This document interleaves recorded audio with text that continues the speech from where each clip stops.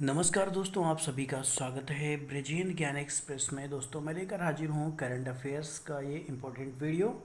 और यहाँ पर सबसे पहले हम लोग देख लेते हैं, लास्ट वीडियो में मैंने आपसे जो प्रश्न पूछा था, प्रश्न आपसे पूछा गया था, हाल ही में किस देश ने औषधीय उपयोग के लिए भांग की खेती को वैध ठहराया? तो इसका सही जवाब है लेबनान कंट्री। और यहाँ पर देखिए बहुत से साथियों ने बिल्कुल सही जवाब दिया है, ठीक है। और उम्मीद करते हैं कि आप लोग बिल्कुल सही जवाब देते रहेंगे। इससे क्या होता है, थोड़ा सा और आपका मतलब याद रहता है, ठीक है। चलिए फिलहाल आगे के प्रश्नों को देखते हैं, ठीक है।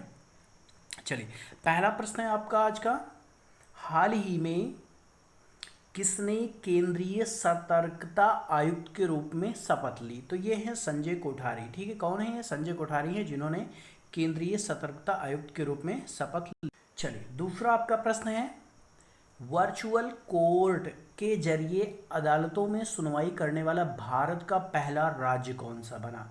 तो ये उत्तर प्रदेश बना है। देखिए क्या कहा जा रहा है, वर्चुअल कोर्ट के जरिए सुनवाई कहाँ होगी भाई? यूपी में होगी। तो ये आपको ध्यान देना है।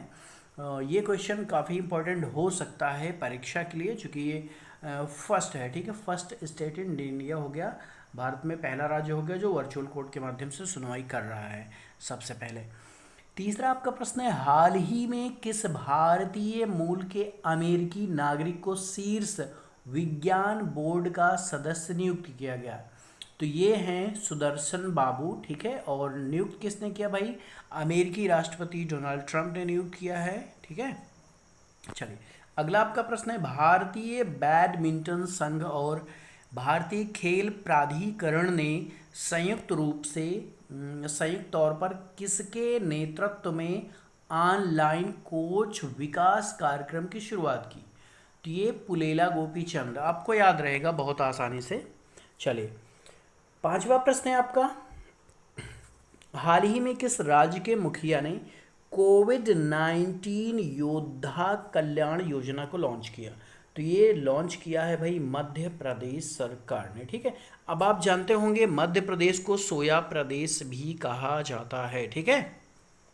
अब यहाँ पर नोट में आप देखिएगा, नोट में लिखा है भाई, इस योजना के तहत कोरोना वायरस से लड़ते हुए किसी कर्मचारी की मृत्यु हो जाती है तो उसके परिजनों को 50 लाख रुपए की सहायता दी जाएगी। ये घोषणा की गई है मध्य प्रदेश सरकार द्वारा।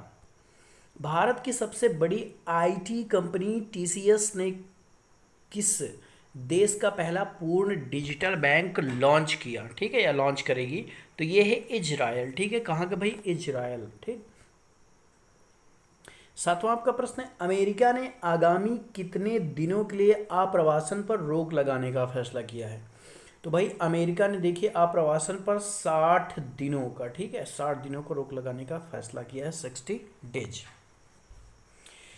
आपका अगला प्रश्न है, हाल ही में सुप्रीम कोर्ट ने किस राज्य के अनुसूचित जनजाति क्षेत्रों में एसटी उम्मीदवारों के लिए 100% आरक्षण करने के आदेश को रद्द कर दिया? तो ये आंध्र प्रदेश है, ठीक है। अब यहाँ पे देखिए आपको याद रखना है, अब क्वेश्चन आपका ऐसे आ सकता है कि हाल ही में किस राज्य ने एसटी उम्मीदवारों को 100% आरक्षण देने की बात कही थी, ठीक है। तो आंध्र प्रदेश हो जाएगा। सुप्रीम कोर्ट ने इस फैसले को रद्द कर दिया है, ठीक है। अब यहाँ पर आपको ध्यान देना है कि आंध्र प्रदेश को अंडों की टोकरी भी कहा जाता है। क्या कहा जाता है? अंडों की टोकरी कहा जाता है, ये आपको ध्यान देना है, ठीक। चलिए नौ आपका प्रश्न है, हाल ही में किस देश ने आर्कटिक क्षेत्र में रूसी और चीनी प्रभाव को कम करने के लिए ग्रीनलैंड को 92 करोड़ रुपए की आर्थिक मदद देने की घोषणा की? तो ये है अमेरिका, ठीक। किसने मदद देने की घोषणा की? अमेरिका ने। किसकी? ग्रीनलैंड की। क्यों? क्योंकि आर्कटिक क्षेत्र में रूस और चीन का प्रभाव ना हो, ठीक है, या कम किया जाए, इसके लिए, ठीक। 10वां आपका प्रश्न है, किस राज्य सरकार ने हाल ही में कोरोना के बीच रिपोर्टिंग करने वाले सभी पत्रकारों को 10 लाख का बीमा देने का निर्णय किया? ठीक, यहाँ पे 10 लाख होगा का निर्णय लिया है। तो ये है भाई हरियाणा, ठीक है, हरियाणा राज्य सरकार ने। और हरियाणा राज्य सरकार के मुख्यमंत्री हैं मनोहर लाल खट्टर जी, ठीक है। चलिए अगला आपका प्रश्न है, चीन ने हाल ही में विश्व स्वास्थ्य संगठन को कितने करोड़ डॉलर के अतिरिक्त अनुदान देने की घोषणा की? तो देखिए चाइना, ठीक है, चीन किसको दे रहा है? WHO को दे रहा है कितने करोड़ रुपए? तो 3 करोड़ रुपए, ठीक है, कितने? 3 करोड़ रुपए। अब देखिए यहाँ पर ध्यान ये देना है कि भाई अमेरिका ने क्या किया, USA ने जो है कि WHO को फंडिंग देने से मना कर दिया, तो इस वजह से चीन जो है कि दोबारा ये फंडिंग दे रहा है, ठीक है। जबकि इसके पहले चीन 2 करोड़ डॉलर ऑलरेडी WHO को दे चुका है, ठीक है। तो 3 करोड़ बाद में फिर दे रहा है। चलिए, अब आज का आपका प्रश्न है, हाल ही में किस देश ने अपने पहले सैन्य उपग्रह नूर को सफलतापूर्वक ऑर्बिट में पहुंचाया?